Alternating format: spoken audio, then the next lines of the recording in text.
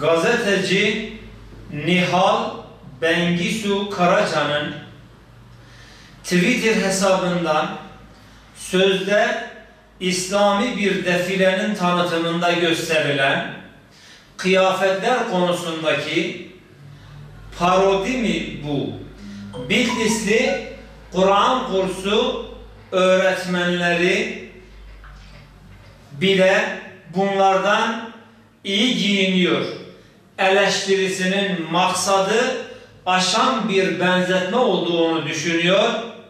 Karaca'nın bu benzetmeden dolayı Bitlisli Kur'an kursu öğretmenlerimizden ve öğreticilerimizden özür dilemesini bekliyoruz.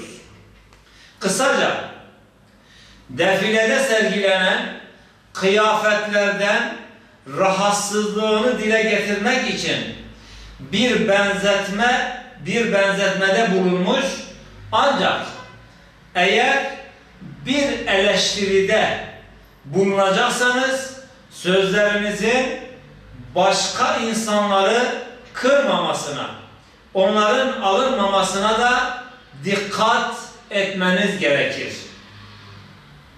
Bizler başına İslami kelimesi getirilerek yapılan bu tür defileleri tasvip etmiyoruz.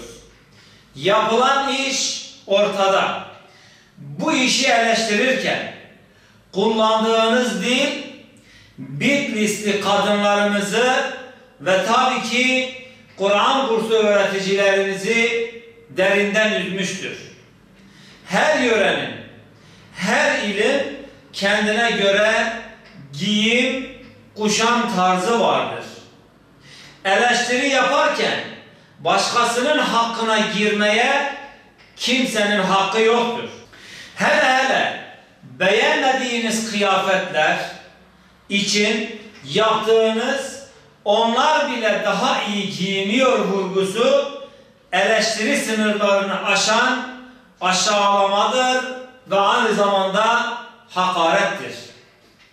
Bitlis Diyanet Sen olarak gazeteci Nihal Bengisu Karaca'nın bu sözlerinden dolayı tüm Bitlisli kadınlardan ve özellikle Kur'an kursu öğreticilerimizden özür dilemesini bekliyoruz.